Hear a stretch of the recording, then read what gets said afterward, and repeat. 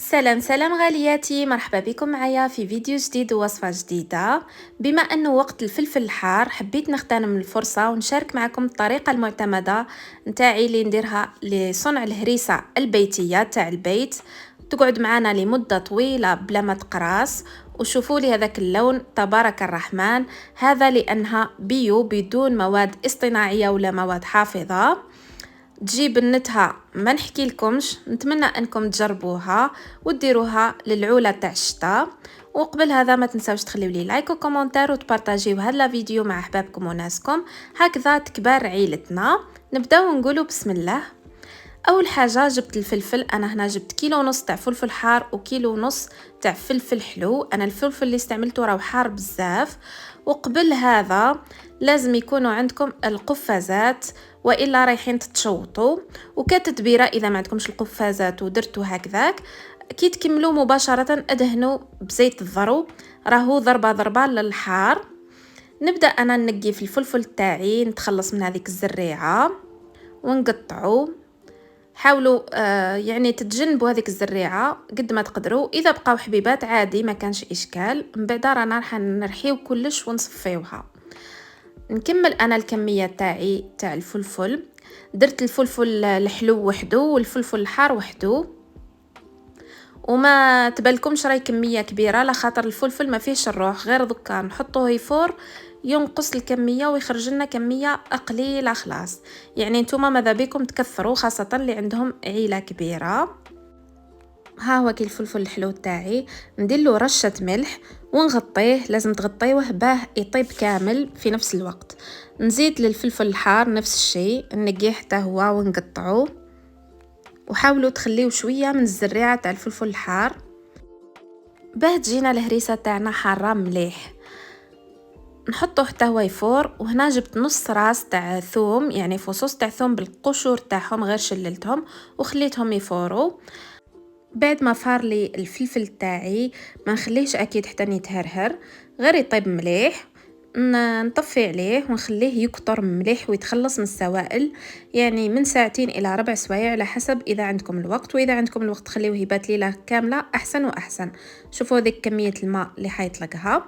بعدها نجيب الروبو تاعي، الرحايه كما نقولوا، ونرحي الفلفل تاعي. وما يهمش اذا بقاو لي القشور.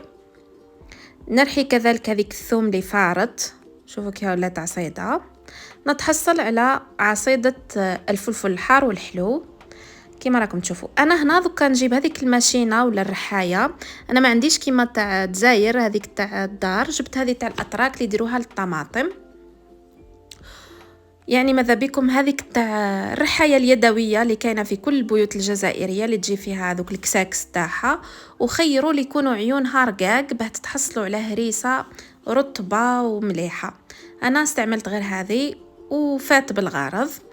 لازم تطولوا بالكم مع هذه العمليه باه تتحصلوا على نتيجه مليحه. انا حنكرر العمليه هذه 3 مرات.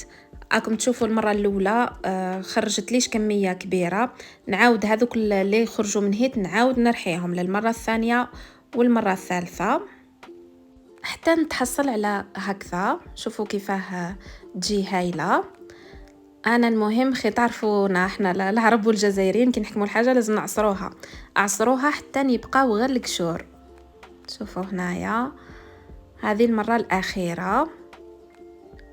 وها هي كي الهريسه تاعي حاضره.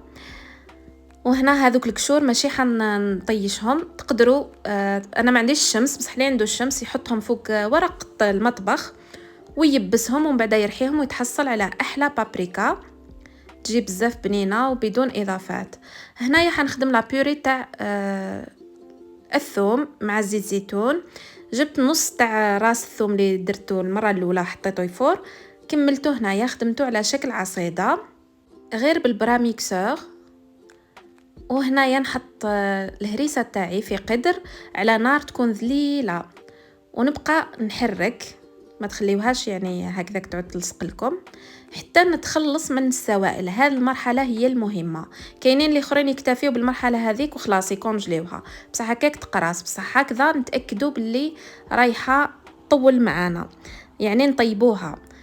بعد ما يتبخروا هذوك السوائل نضيف دوكا الثوم تاعي مع الزيت زيتون، والتوابل عندنا راس الحانوت، كمون، ملح، كركم، كرويه المهمه والاساسيه، وفلفل اسود وفلفل حمار حلو غير على جال اللون، يعني هي لونها يبدا يهبل ما كان لها تزيدو، لكن انا حبيت نزيد شويه، والكركم غير كميه قليله. وها هي كي حاضره معنا. جبت انا هنا بلاراتي ليله من قبل، عقمتهم وخليتهم ينشفوا غير في الهواء، ما نشفتهم بحتى حاجه. وجبت هذو لي بواط كذلك الصغار، ماذا بيكم تخيروا بلارات ولا دي بواط صغار باه لي تجبدوها تستعملوها.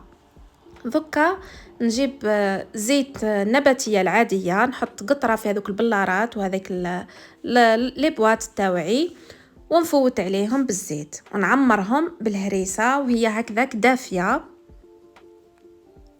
كما راكم تشوفوا. ما تعمروهاش للفم، خليو ناقص هكاك اصبع باه نكملوه بالزيت النباتيه. ديروا يعني زيت نباتيه، ما ديروش زيت زيتون.